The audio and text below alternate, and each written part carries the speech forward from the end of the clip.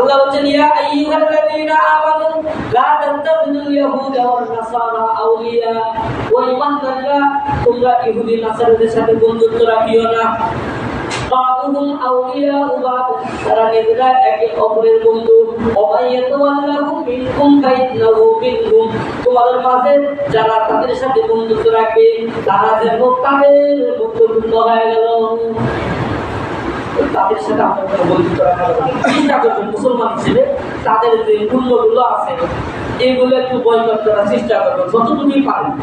এখন যেহেতু তাদের গুলোই সব জায়গায় চলতেছে, তারপরও চেষ্টা করবেন এরকম ধরেন পাটা শুনতে, যেমন যে ইহুদিদের পক্ষ পাটা শুনতে সে আপনার শিল্পের মধ্যে সাংস্কৃতিক আছে, ডাব আছে, এগুলো কিন্তু তাদের।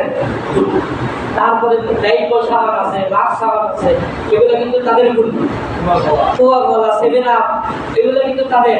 হুইল সাত এক্সেল আছে না, এটা তাদের কোম্পানি। ড্রিঙ্ক এটা কিন্তু তাদের কোম্পানি। চেষ্টা করবেন এগুলো ছাড়া অন্য কোনো বাংলাদেশি কোম্পানি অথবা অন্য কোনো কোম্পানির জিনিস ব্যবহার করবেন, কারণ এই জিনিসগুলো আমরা টাকাতে কিনবো, এখান থেকে পার্সেন্টেজ কিন্তু তারা পাবে না। এই পার্সেন্টেজ পাওয়ার পরে মুসলমানের টাকা দিয়ে গুলি কিনবে, সেটা আবার আমার ভাই আমার বোন মুসলমান যারা আছে জিনিস তাদের গুলি ফেলবে। তাহলে আমি আপনার 2 থেকে 4 টাকা এই যে ওদের বিদেশ মাল কেনার কারণে তারা লাভ পাইলো, সেটা দিয়ে আবার গুলি কিনলো, কিনে আমার ভাইয়ের মুখে মারলো, এটা কি আমাদের লাভ হবে না ক্ষতি হলো বলেন তো? এই জন্য চেষ্টা করবেন তাদের এই সমস্ত জিনিস থেকে নিজেরাও বাঁচার চেষ্টা করবেন। নিজের সন্তান যারা আছে, বন্ধু বান্ধব আছে, তাদেরকেও বলবেন যে তাদের এই সমস্ত জিনিস আমরা কখনো ব্যবহার করবো না। পারবেন ইনশাআল্লাহ? আল্লাহ আমাদের সকলকে আমাদের তৌফিক দান করুন।